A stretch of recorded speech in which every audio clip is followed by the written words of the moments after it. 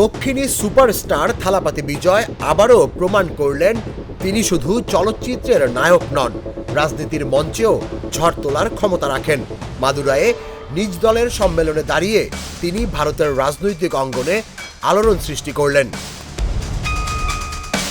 বিজয় সরাসরি ভারতের প্রধানমন্ত্রী নরেন্দ্র মোদীর নেতৃত্বাধীন বিজেপিকে ফ্যাসিবাদী দাবি করে বলেন, এই লড়াই আর শুধু রাজনীতির লড়াই নয়, এটি আদর্শের যুদ্ধ।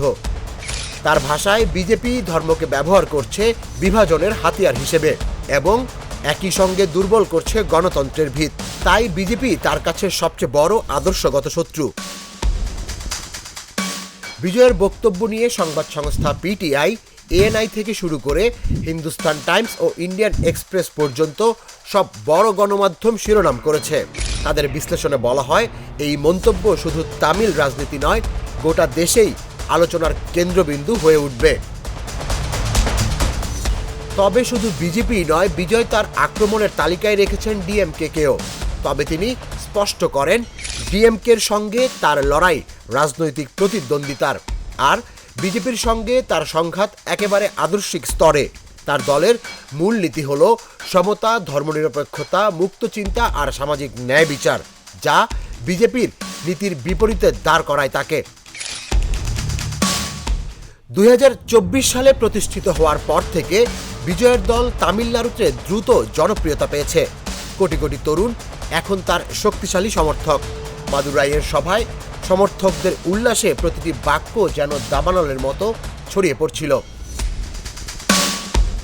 হিন্দুস্তান টাইমস মন্তব্য করেছে, একজন তারকা রাজনীতিকের মুখে ফ্যাসিবাদী বিজেপি শব্দ শুধু বিতর্কই নয়, জাতীয় রাজনীতিতেও নতুন হিসাব খুলে দেবে।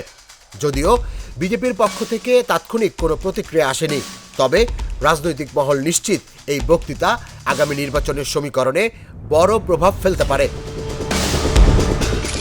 বিজয়ের কণ্ঠে শেষ বার্তাটি ছিল আরও স্পষ্ট। তিনি বলেন, আমরা নীরব দর্শক হয়ে থাকতে পারি না, এখনই ফ্যাসিবাদের বিরুদ্ধে রুখে দাঁড়াতে হবে। তার এই ঘোষণা যেন ভারতীয় রাজনীতিতে এক নতুন লড়াইয়ের সূচনা। তুষার ইসলাম, জাগো নিউজ।